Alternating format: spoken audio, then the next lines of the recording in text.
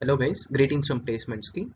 I welcome you all to the lecture series on the TCS NQT previous year questions. Now I'll be covering the exact questions that appeared on October 24th, slot 1. Okay, so I'll be covering the questions based on logical ability. On the questions based on logical ability, I've already covered the part 1s. Okay, part 1 which has questions 1 to 10. Now in this part, I'll be covering questions from 11 to 20. This is the first question. Okay, so four friends A, B, C and D have one of the four professions. There are four professions: doctor, architect, engineer and lawyer. Each friend belongs to one of the four different cities, and these are the four different cities that are given. A is not a lawyer or engineer. Yeah, we have a few conditions to take care of. Now we are supposed to fill the grid. There's a person, city and profession. We are supposed to fill the grid with these constraints here. Let's start from the basic constraints which don't have any dependencies. Let's say, let me take it with see, the doctor is from Lucknow. I'll just start with this. The doctor is from Lucknow. So clearly doctor is from Lucknow. Now next, D is an architect. Okay, so we have person D and we are told that he is an architect. That's a direct clue. Then we have lawyer is from Pune. So we have lawyer. And we are told that he is from Pune. So Lucknow and Pune are done, right? So let me cancel that out. And doctor, architect and lawyer are also done. And then we have Lucknow and Pune covered. So these two are done. Okay. Now the engineer is neither from Chandigarh. Okay, we have more constraints. Now we'll have to link all of this. Let's see. Doctor is done, architect is done, lawyer is done. So let me write the engineer here first. Okay, engineer, because that's the only profession that is left, right? Okay. Now see, A is not a lawyer nor an engineer. He's neither a lawyer nor an engineer. So A is not a lawyer. Okay, so this is not A, and he's also not an engineer. We know that A is not an architect because D is an architect. Therefore, A is supposed to be the doctor. Yeah, fine. So this is done. So we have filled with A. What else?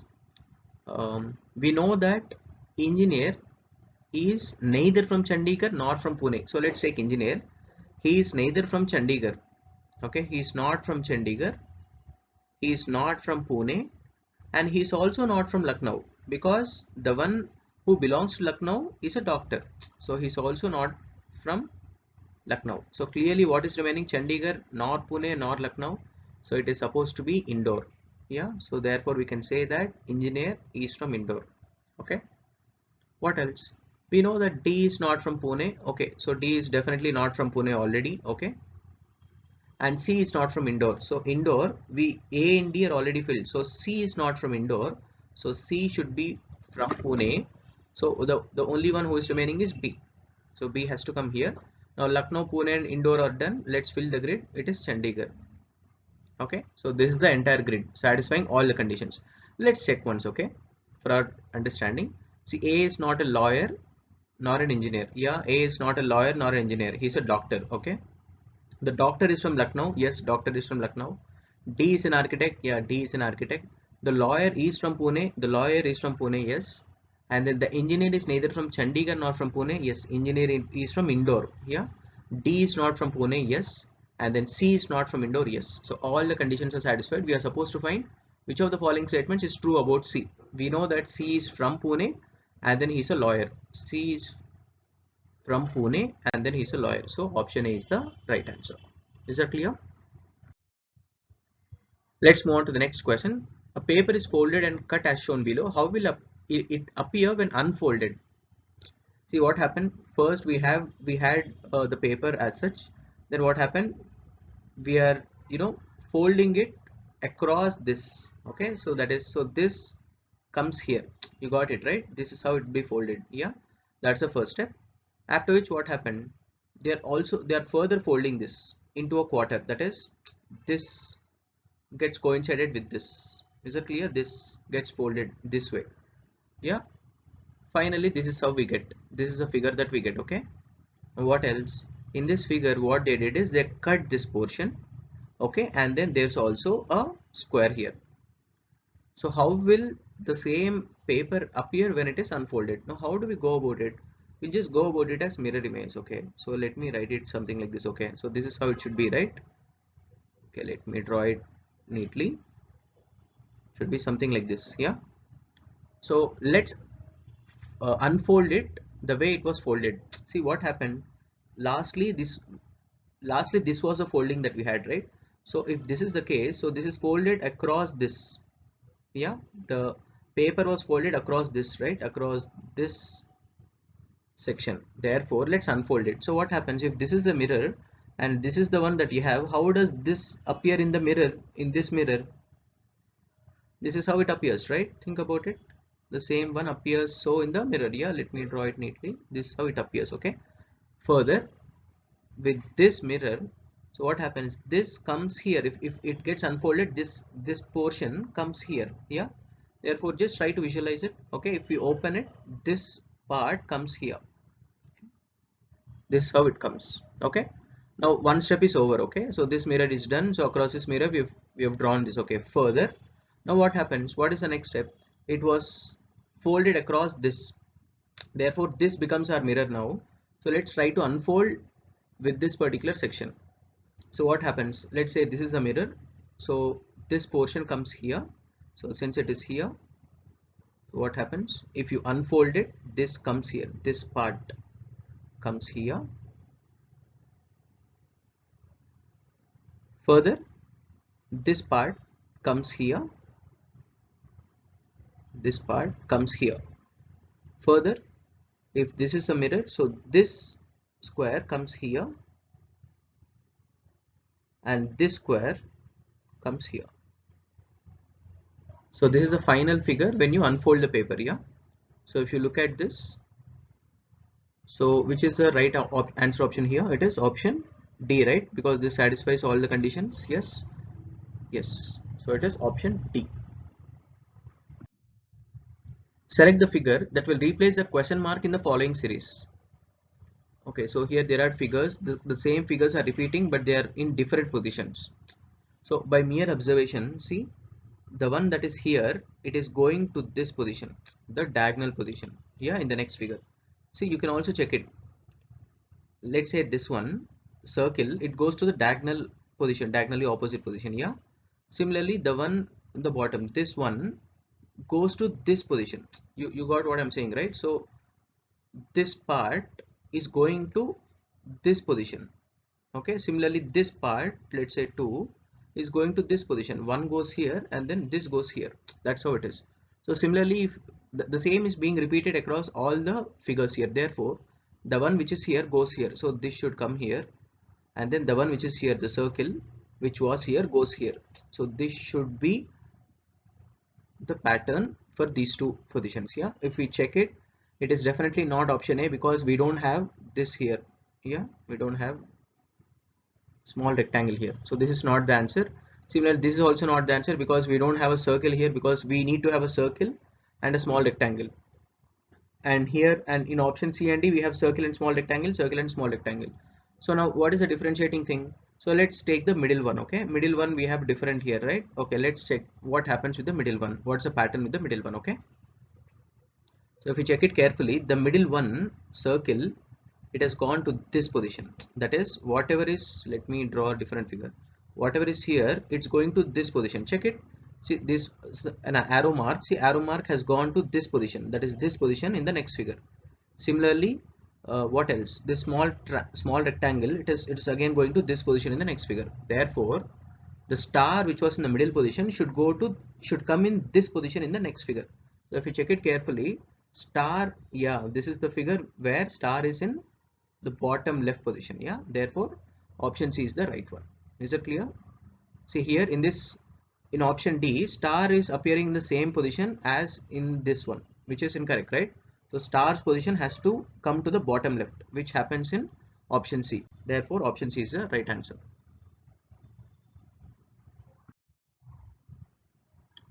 Two statements are given, followed by three conclusions. Okay, see, there are two statements and then there are three conclusions. Okay, now it's syllogisms based questions. Okay, so I'll be solving this using Venn diagrams a solution, You can also follow any other method, but for now I'll be solving using Venn diagrams. Okay.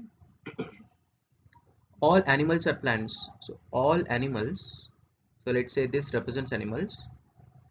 All animals are plants. Further, all plants are shrubs. All plants are shrubs. This is how we represent, right? All plants are shrubs. So think about it. All animals, see, all animals are a part of plants. Similarly, all plants, this entire Venn diagram is a part of shrubs. Yes. So this is supposed to be one of the Venn diagrams. Now let's look at the conclusions. Some shrubs are plants. Can we say that some shrubs are plants? Definitely. See, think about it. If all plants are shrubs, then definitely some part of shrubs. Some shrubs are definitely plants, isn't it? Yes, all plants are shrubs. So even if you look at the Venn diagram, all plants are shrubs. Therefore, some shrubs. So see, this is the portion of shrubs which is plants. Is that clear? Okay. So therefore, what do we get?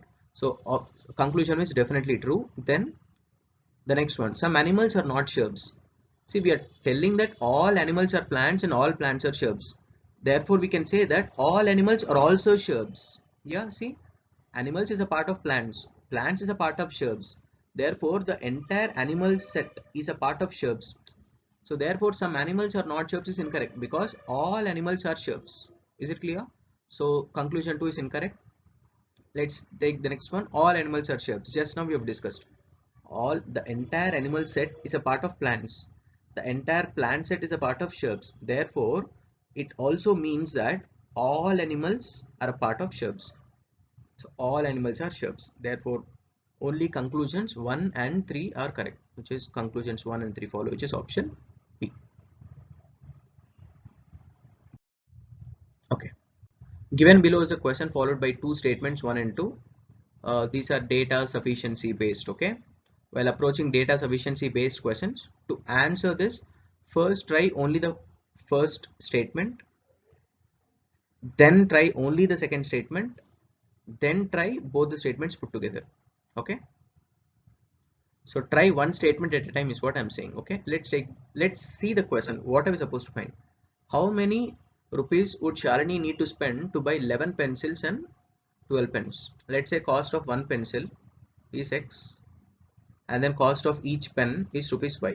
Okay, X per pencil and then Y per pen.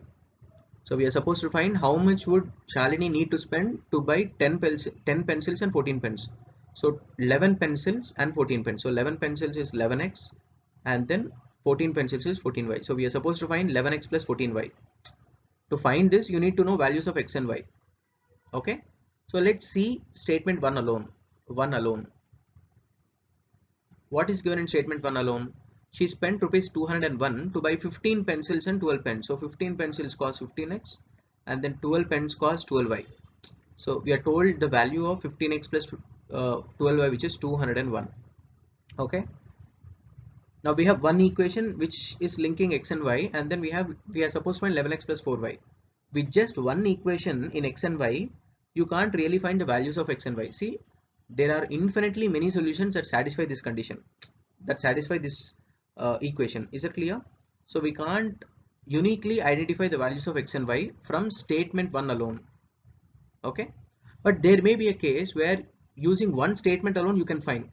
Let me give an example. Let's say you have one equation as 3x plus 2y is equal to 5, and let's say you are supposed to find 6x plus 4y is how much. Then you can easily find, because you just multiply this equation by 2, you get this equation. Or in simple terms, if the ratio of the coefficients is same, see what is the ratio here? 3 is to 2, right? X coefficient is 3 and y coefficient is 2. So what is the ratio? It's 3 is to 2. Whereas in this case, what's the ratio? You have a 6 here and 4 here. 6 is to 4, which is 3 is to 2. Therefore, when the ratios of the coefficients is same, despite having one equation, you can find the values of x and y. You can find the value of the equation as such. Let's see here. What is the coefficient ratio here? 11 is to 14. Whereas in options, you have 15 is to 12. This one in the first statement, yeah. The ratios are not same. Therefore, from the first statement alone, you can't definitely find what the value of 11x plus 4y. Is it clear? Okay. So statement 1 alone, it didn't work out. So let's try statement 2 alone. Only the statement 2. So again, what do we have? We have the same thing. The cost of 7 pencils, 7x, yeah. And then the cost of 9 pens, which is 9y. This value is 121. Again, we have only one equation here connecting x and y. Now again, let's check for the ratio. The ratio is 11:14 there, okay, in the question, whereas it is 7:9 here. Therefore, since the ratios are not same, so you can't really find the value of 11x plus 14y from the statement 2 alone. Okay, so when statement 1 alone and statement 2 alone don't work out, so what do? We'll combine both the statements.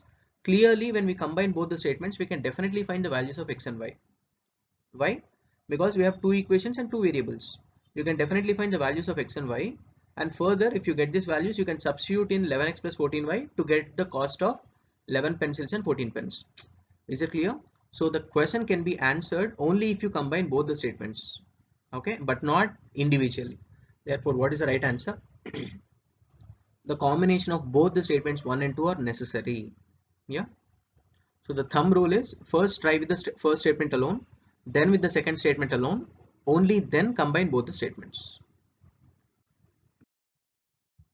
Okay. Choose the best option. Air quality has been polluted. See, the quality of air has been polluted due to increasing number of two-wheelers and four-wheelers. Okay. The quality of air is polluted due to increasing number of two-wheelers and four-wheelers. Now, three courses of action are suggested. We are supposed to find the best option. Okay. There should be a complete ban on the sale of two-wheelers at least for the next 5 years. We are saying that since two-wheelers are the two-wheelers are a reason for the air to be polluted, we are saying that there should be a complete ban on the sale of two-wheelers. Clearly, this can't be the best solution. Why? Because if you're banning only two-wheeler vehicles, but how about four-wheeler vehicles? Yeah. So still the air may be polluted by the use of four-wheeler vehicles. Therefore, this is not the best solution because you're only giving a suggestion for the sale of two-wheeler vehicles. Yeah. So this is incorrect. So the statement, the conclusion, the course of action 1 is definitely not so effective. Yeah. Let's try the next one. Monitoring should take place to ensure that the vehicle's owners get their vehicles checked and certified for pollution control. See, this is straight on point. Why? Because the problem is not with the usage of two-wheelers and four-wheelers. The problem is with the pollution that is caused due to two-wheelers and four-wheelers. So the suggestion here is straight away we'll have to ask the vehicle owners to check their vehicles for the and get them certified for pollution control. So we're straightly addressing the root cause here, which is the pollution. Yeah. Therefore, this is the best option. This may be the best option. Let's also try the conclusion 3 or the course of action 3. Four-wheelers cause more pollution. Hence, four-wheelers alone can be banned. Okay. So they're saying that four-wheelers, since four-wheelers are the ones that are causing a lot of pollution, so let's ban four-wheeler vehicles. But think about it. The four-wheeler vehicles are very important because they are utility vehicles, right? So they are important. Yeah. So banning them would cause would affect many other things. Yeah. So is banning the four-wheelers, is it the right course of action? No. The problem, addressing the problem is the main course of action. What is the problem? The problem is not with the four-wheeler vehicles. The problem is with the pollution caused due to four-wheeler vehicles. That is right away addressed in the course of action 2, where they're just asking all the vehicles to get certified for pollution control, so that we need not have to ban the two-wheeler and four-wheeler vehicles, right? So therefore, the best course of action would be to certify for pollution control, okay, and not ban the vehicles in first place. So therefore, which is the right option? It is only 2 follows, which is option B. In a certain code, K into N means case. Okay, it's a question based on blood relations. Okay, I'm not reading it again. I hope you have read this question. Let me solve it. Finally, we are supposed to find the expression, which expression means C is the daughter of Y. So first, I'll only look into the gender of C. What is the gender of C? It is supposed to be female. C is female, yeah. So let's try to eliminate answer options based on this. Let's take the first option. You have H by C. Okay, you have C into V. So what is C into V? C is the brother of V. See, check it carefully. C into V. What does K into N means? K is a brother of N. C, we have a term which is C into V, which is C is the brother of V. Therefore, the gender of C is not a female, it's a male. Therefore, clearly option A is incorrect. Similarly, let's also check this option D. Here also we have C into H. That is, C is the brother of H. So clearly C's gender is not female. So option D is also eliminated. So now you only have option B and option C. So let's only try with option B. We have Y plus R. Plus is what? Plus is husband, right? So Y is the husband of R. Okay. Next, we have R plus H. Sorry, it was Y into R, right? I'm sorry. Y into is what? Mother, right? Okay. So Y is the mother of R. I'm sorry, I think I was checking the previous one. Yeah. So let's take this Y plus R. So it's clearly this the same thing, right? So Y plus R. So Y is the husband of R. So Y is the husband of R. Okay. Then R into H. R into H is what? R is the mother of H. R is the mother of H. Okay. So let me also give out the standard conventions that we follow. This is for males. Okay. This is for males. And then circle is for females. And then this is for the next generation. And this is for the husband-wife relationship. Whereas equal to is for siblings. These are the standard conventions we follow. You can follow your own conventions. Fine. So as told, so what is it? R into H, which is what? R is the mother of H. Okay. What else? H asterisk C. So what is it? It is H is the brother of C. So H is the brother of C. Okay. Now what else? We have C by V. So what is it? C divided by V divided by C is the sister of V. C is the sister of V. So clearly check it here. We know that R is a mother of H and H and C are, siblings. Therefore, R is definitely mother of C as well. So we can say that C is the daughter of R and H. Therefore, C is the daughter of Y. Therefore, option B is the right answer. So effectively, we are not solving all of this here. We have first eliminated the gender, eliminated the options based on gender of C. Then we have only worked out for one option and that happens to be the answer option.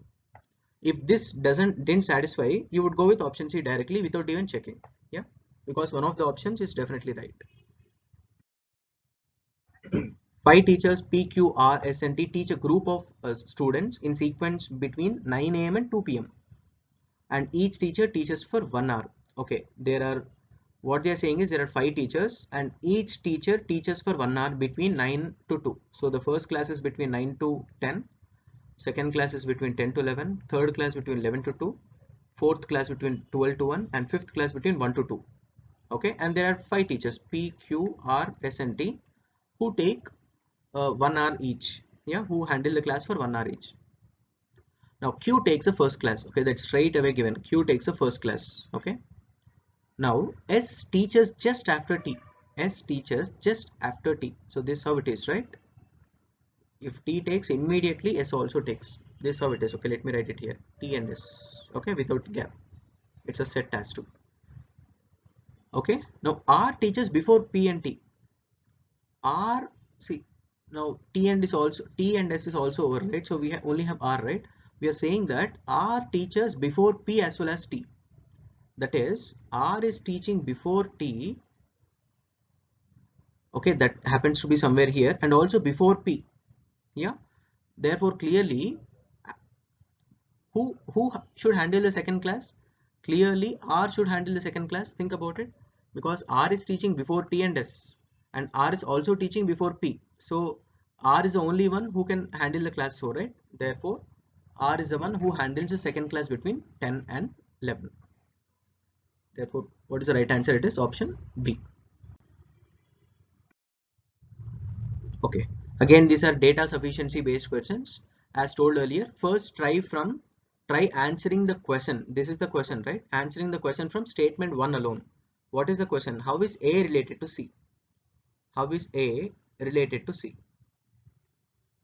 So let's try from answering this from statement 1 alone. 1 alone. So what is that? A is the wife of B. So A is the wife of B. Okay. And B is the brother of C. B is the brother of C. Okay. Now how is A related to C? Who is A? A is C's brother's wife. Yeah. A is C's brother's wife. So who is A to C? A is sister-in-law. Yeah, sister-in-law to C, right? Isn't it? A is C's brother's wife. So A is sister-in-law to C. Therefore, we are able to say the relation between A and C from statement 1 alone. Okay, fine. So statement 1 alone is sufficient, can be the right answer. So do we have statement 2 alone is sufficient? Okay, both 1 and 2 together and so clearly we don't have an option which is either 1 or 2. Either first statement alone or second statement alone. If we had such an option, we need to have checked for second statement alone too. But in this particular case, because of these answer options, we need not even have to check for statement 2 alone, because it's satisfied. We are able to answer the question in the first statement alone itself. Yeah. Therefore, option B is the right answer. This is also a data sufficiency based question. So what is the question? We are supposed to find who exactly sits in the middle. Okay, there are 5 friends who are sitting in a line facing north. So this is how they are facing. Okay, and then who sits exactly in the middle is what we are supposed to find. Okay, now let's try to answer this using statement 1 alone. Okay, C is sitting between A and B. Okay, C is sitting between A and B. It can also be C with, yeah, B and A can also sit because everyone is facing north. Okay, C sits between A and B. There are 2 possibilities. Okay, we should write all the possibilities. Okay, E is at the 4th place to the left of B. To the left of B, 4th place. This is the first left, this is the second left, this is the third left, and this is the 4th left. So this is where E sits. Okay, now we know that clearly there are only 5 positions and then 5 friends are there, A, B, C, D, E. We have already fixed A, C, B, therefore D is supposed to be here. So we can say that from this possibility we can say that A sits in the middle. Yeah, let's also take the second possibility. Okay, we are told that E sits 4th to the left of B. So if this is B, this is the first left, second left, third left, and 4th left. This is incorrect because we only have 5 friends and 5 positions. Okay, so this is not even a possibility. Okay, because there's a lot of gap between them, right, which is not there. Okay, there are 5 friends and 5 positions. Okay, so therefore this possibility is not even there. So therefore from statement 1 alone we can conclude that A sits in the middle. Okay, so this can be answered from statement 1 alone. So we can straight away say that statement 1 alone is sufficient. We need not even check for statement 2 alone because only one of the options will be right, and we don't have an answer option which is either statement 1 alone or statement 2 alone is sufficient. Yeah, so since we don't have this answer option, we need not even check for the statement 2 alone. But anyways, let's also check for statement 2 alone for your understanding. Okay, so clearly option B is the right answer. Okay, let me write this again. Let me check with statement 2 alone as well. E is sitting to the immediate left of D. If this is where D is, E sits to the immediate left of D. Okay, and C is to the immediate left of B. C sits to the immediate left of B. So these are 2 pairs. Okay, this is how they are. Now who sits in the middle? So there are many possibilities. Think about it. A can sit here. Okay, or A can come here. Okay, let me write the possibilities. If A comes here, A sits in the middle. Or if A comes here and we have ED pair here and CB pair here, then D sits in the middle. Okay, or A can also sit in the last position. So there are number of possibilities. Okay, so therefore we can't exactly ascertain who sits in the middle. So from statement 2 alone we can't definitely answer the question as to who sits in the middle. Okay, clearly that is not the answer. We know that statement 1 alone is sufficient because in this statement 1 alone we have only one possibility where A sits in the middle. Therefore option B is the right answer.